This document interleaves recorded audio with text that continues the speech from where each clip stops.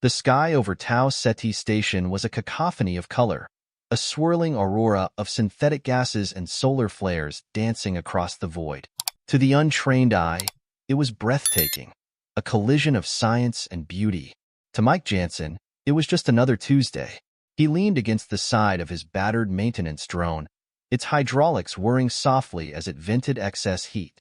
His grease-streaked overalls were rolled down to his waist, and he was busy flicking a coin across the backs of his knuckles, an old habit picked up during long, lonely nights aboard cramped star freighters. "Jansen!" barked a familiar voice behind him, startling him out of his reverie. Commander Rourke's gruff tone carried even over the din of the station's constant hum. "Get your ass to Dock 7. The envoy ship from Velther Prime has a plasma manifold blown to hell. They requested you specifically." Mike raised an eyebrow. "Me? Since when do intergalactic diplomats care about who fixes their pipes?" Rourke folded his arms, his expression unreadable. "Since the Velthari demanded that no automated systems touch their ship, they want a human, and not just any human. You're on the list of approved personnel." "Lucky me," Mike muttered, pocketing the coin. "Don't screw this up," Rourke added, already walking away. "Those Velthari don't tolerate mistakes. And remember, they hate jokes." Mike smirked to himself. Well, this was going to be fun. The Velther Prime's envoy ship, Astres Eternum, was an exquisite monstrosity of organic architecture and crystalline precision. Its hull seemed alive, shifting subtly as though breathing. It loomed in Dock 7 like a coiled predator, its sharp edges refracting the station's artificial lights into shards of shimmering rainbows. Mike stepped through the docking tunnel, toolbox slung over one shoulder. The air changed immediately as he entered the Velthari vessel. It was cooler, sharper, with a faint metallic tang that tickled the back of his throat. The corridors were narrow and winding, walls pulsating faintly with a bioluminescent glow. It was like stepping into the belly of a sentient beast. He was greeted, or rather, scrutinized, by a towering Velthari guard at the end of the corridor. The alien's slender, 7-foot-tall frame was wrapped in flowing, iridescent robes that shifted colors with every movement. Its eyes, large and unblinking, glowed a faint silver. "You are the human engineer," the Velthari said, its voice a blend of chimes and whispers. "That's me," Mike replied, giving a half-hearted salute. "Name's Mike. And you are?" The alien tilted its head slightly, as if the question was unexpected. "I am Vaxtal. I will escort you to the plasma manifold."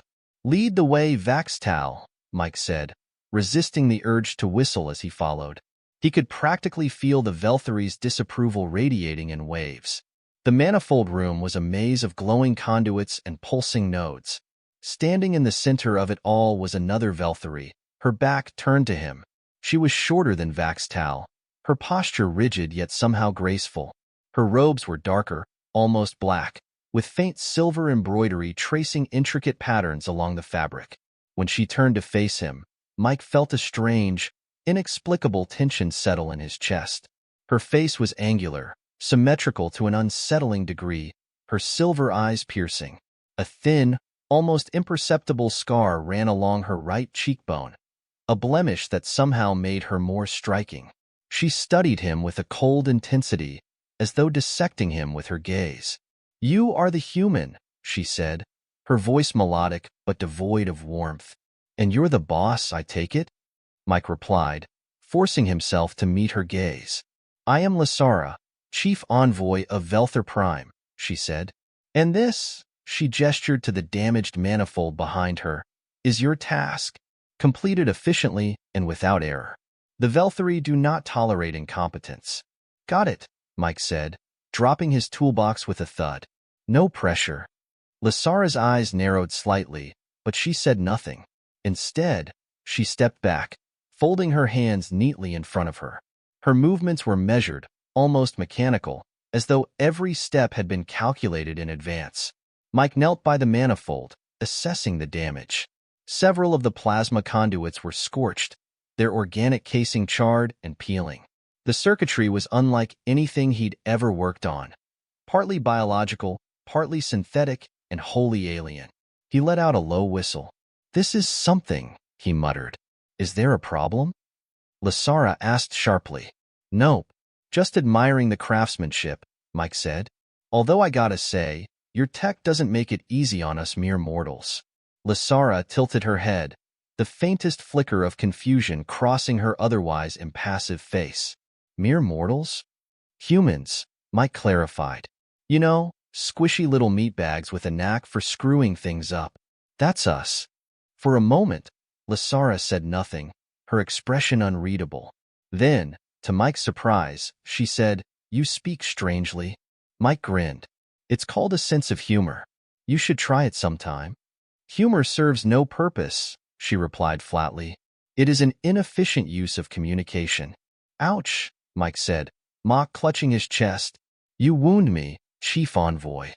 Lysara blinked, clearly unamused. Your task, human. Focus on your task. Mike chuckled softly, turning his attention back to the manifold. As he worked, he found himself sneaking glances at Lysara. She was a puzzle, cold, calculating, and utterly devoid of the warmth or camaraderie he was used to.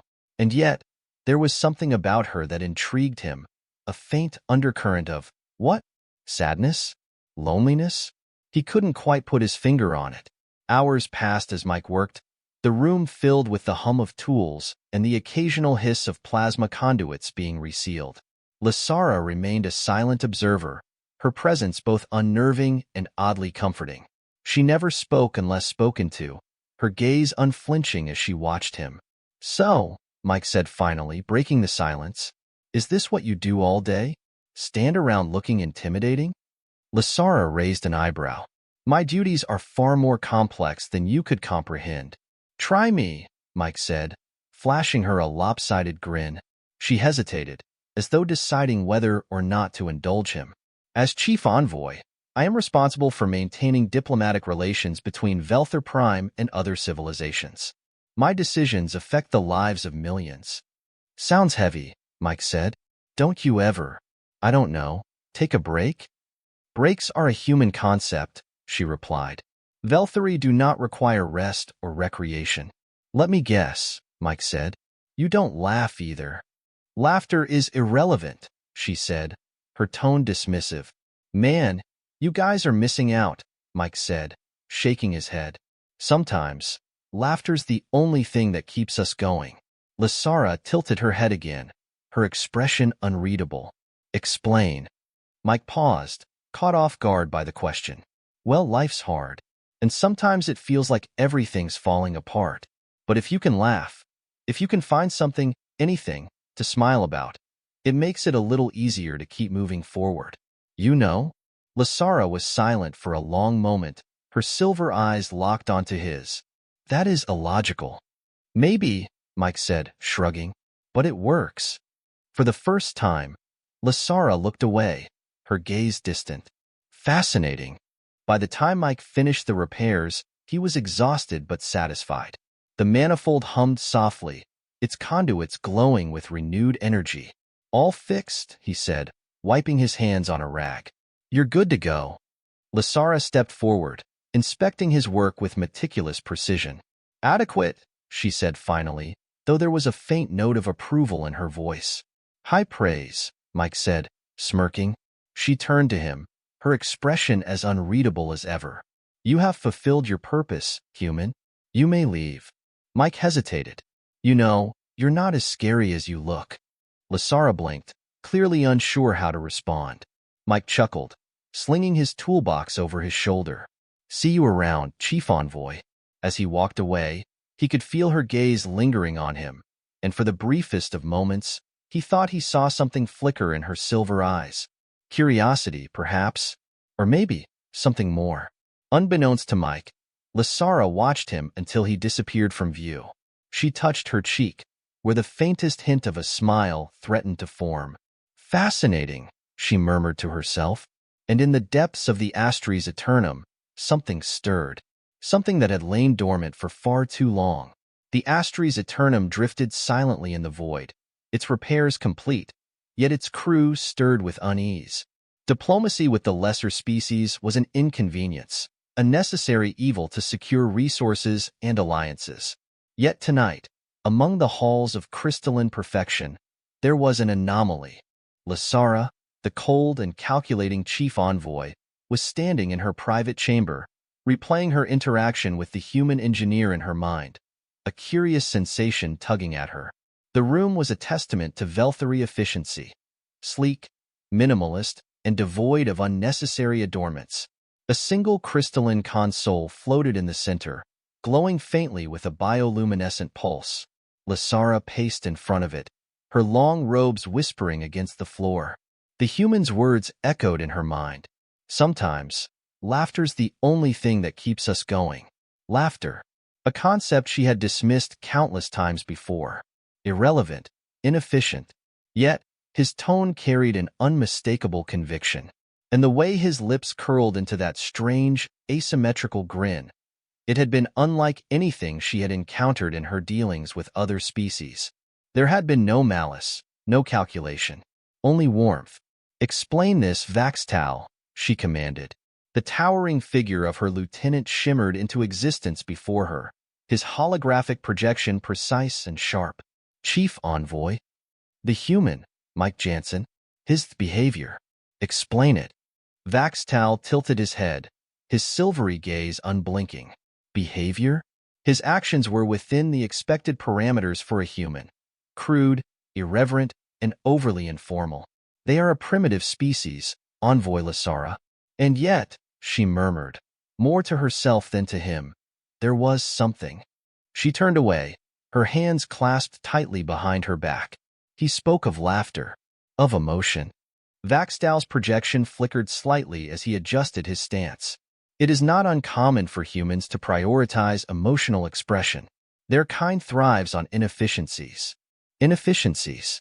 The word hung in the air like a faint echo, yet it felt hollow. Lysara's gaze hardened. "Dismissed," she said abruptly, and Vaxtal's image dissolved into nothingness. But the question lingered.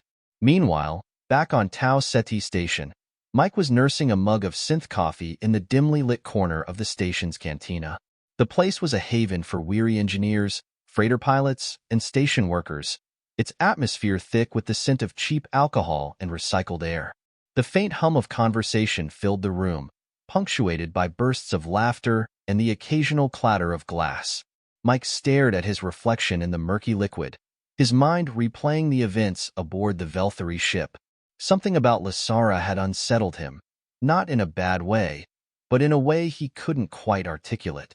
She was cold, sure, but there had been moments, fleeting, barely perceptible, where something else had flickered behind her icy demeanor. A crack in the armor. "What's got you brooding?" a voice interrupted his thoughts. Mike looked up to see his colleague, Liz, sliding into the seat across from him. She was a wiry woman with a mop of unruly red hair and a smirk that could melt steel. She shoved a plate of fried something or other in his direction.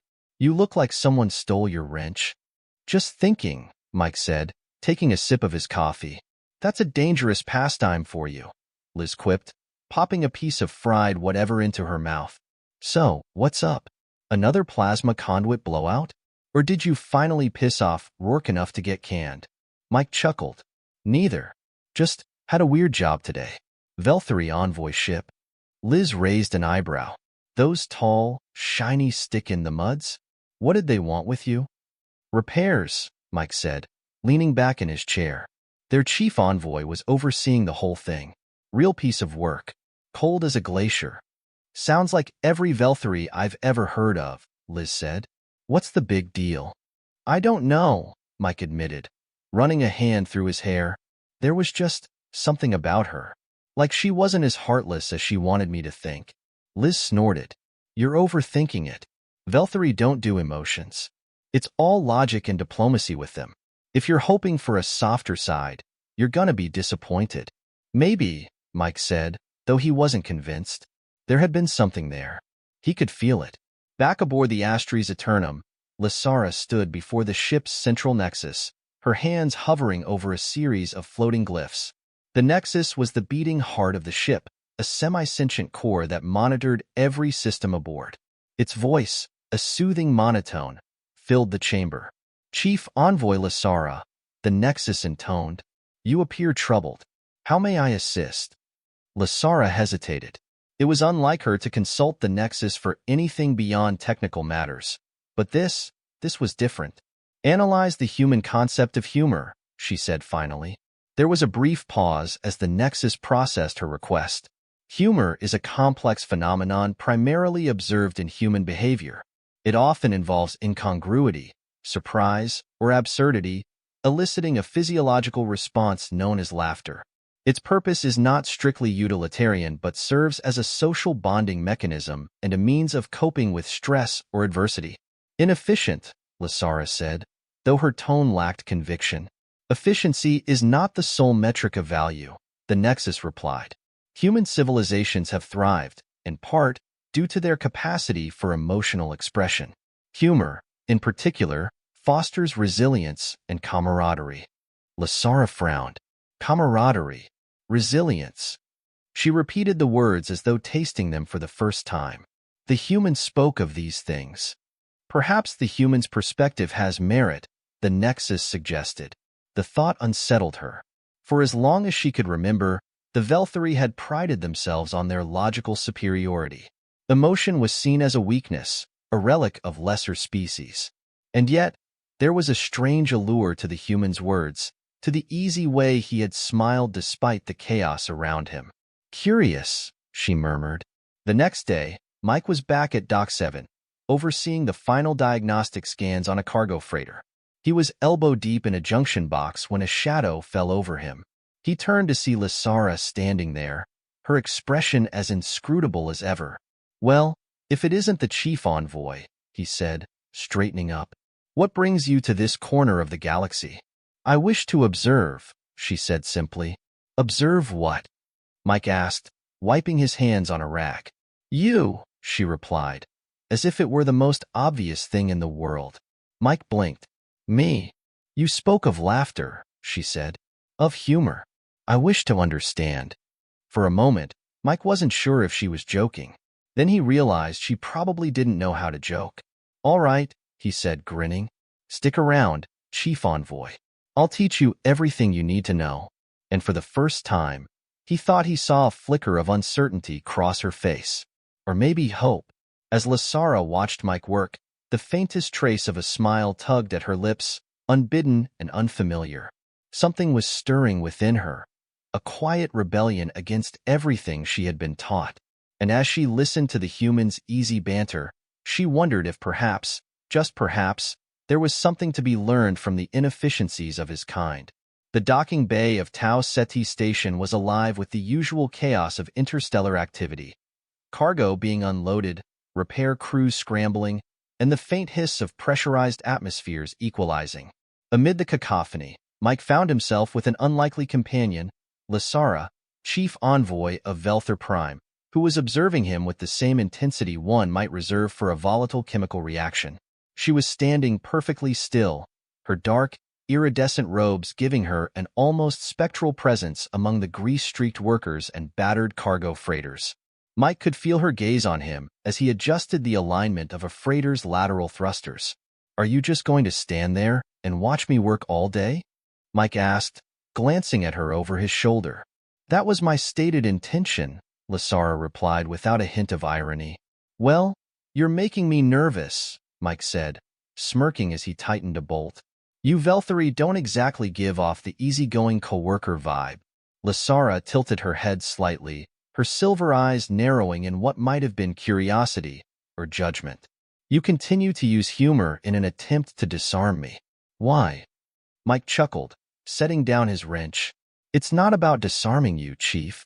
It's just how I am. You ever heard of someone laughing to keep from crying? Her expression remained blank. No.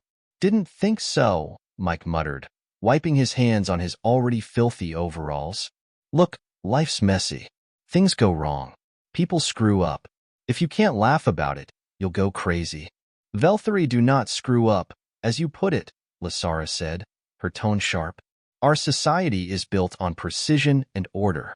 Yeah? And how's that working out for you? Mike asked, leaning against the freighter's hull. You're here, aren't you? Dealing with humans? We're pretty much the opposite of precision and order.